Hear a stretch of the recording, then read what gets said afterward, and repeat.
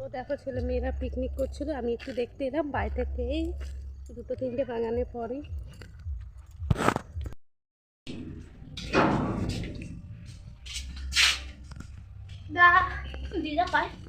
Hello বন্ধুরা, তোমরা কেমন আছো? আমি তো খুব ভালো আছি। আজকে হচ্ছে বছরের শেষ, তো আজকে বাড়িতে মা আসবে, ভীষণ খুশি।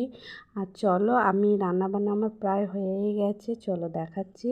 তো এদিকে দেখো ঢালা করা মাছ নিয়েছি, আর এদিকে যে পুঁই মেটুল আলু বেগুন কচু দিয়ে মূলো দিয়ে একটা তরকারি করেছি, মূলো শাক ভেজেছি, ডাল করেছি, মাছের টক করেছি।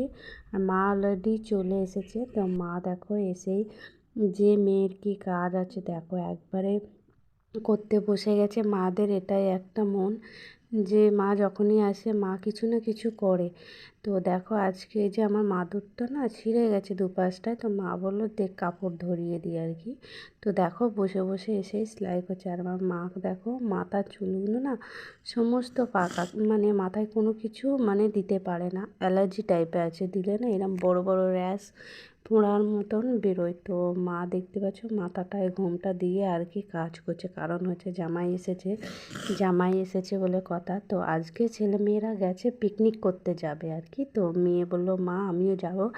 তো যাই হোক ছেলে মেয়ে দুজনাই যাবে বললো, তো আমি আর কিছু বলিনি। তো যাই হোক ওরা যাবে বললো, তো চলো ওদের রেডি করিয়ে দিই। আর এদিকে মা দেখো নিজের মনে কাজ করে যাচ্ছে, তো আমিও ভাবছি যে একটু পরে যাব ওখানে আর কি।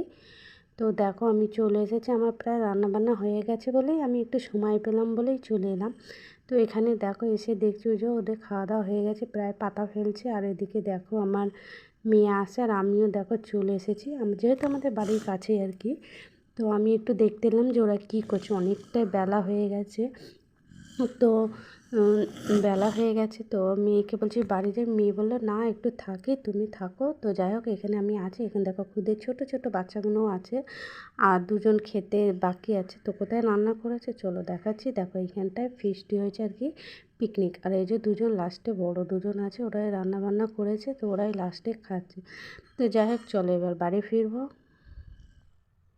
তো দেখো ছেলে মেয়েরা পিকনিক করছিল, আমি একটু দেখতে এলাম বাড়ি থেকে এই দুটো তিনটে বাগানের পরই।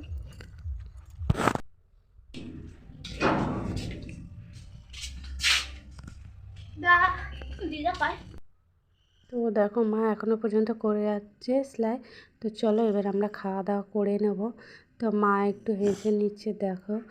তো যাই হোক, তো খুব ভালো লাগছে মা এসেছে, কারণ হচ্ছে মায়ের মন তো মানে না। তো এখানে আমি মেয়ে আর দেখো মা আছে, মা ওদিকে ঘুরে সেলাই করছে, আর মেয়ে দেখো বসে আছে। তো চলো খাওয়া দাওয়া করে নিই।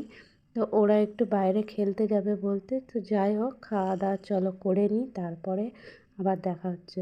তো দেখো খাওয়া দাওয়ার পর মা দেখো বাসনগুলোও মেজে দিচ্ছে। মা বললো যে তোকে করতে হবে না, চা। তো মা এসে মোটামুটি বসে থাকে না কিছু করে।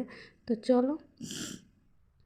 আর এদিকে দেখতে পাচ্ছ বাড়িতে শাশুড়ি মা এসেছে, আমার মা দেখো এদিকে বসে আছে, শাশুড়ি মা এদিকে আছে, দুজনেই এসেছে।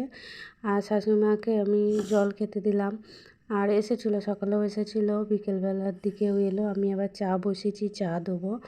আর এদিকে তোমার দাদাভাইও বাড়ি চলে এসেছে মাঠ থেকে। তো মা বাড়ি চলে যাবে। মা দেখো একদমই পুরো রেডি হয়ে গেছে। তো শাশুড়ি মা থাকার জন্য বলছিল, আমরাও বলছিলাম, যেহেতু মা স্কুলে রান্নার কাজ করে, তো এখন স্কুল ছুটি বলে অসুবিধা নেই।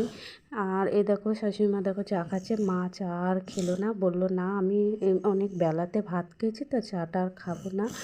তো যাই হোক খুব মনটা খারাপ লাগছে, যে থাকলে একটা দিন থাকলে খুব ভালো হতো। তো ওই যে তোমার দাদাভাই দেখো চা খাচ্ছে, তো আমিও চা একটু চুমুক দিয়ে নিচ্ছি। বেশ শীতকালে একটু চাটা বেশ ভালো লাগে, গরম গরম দুবারই।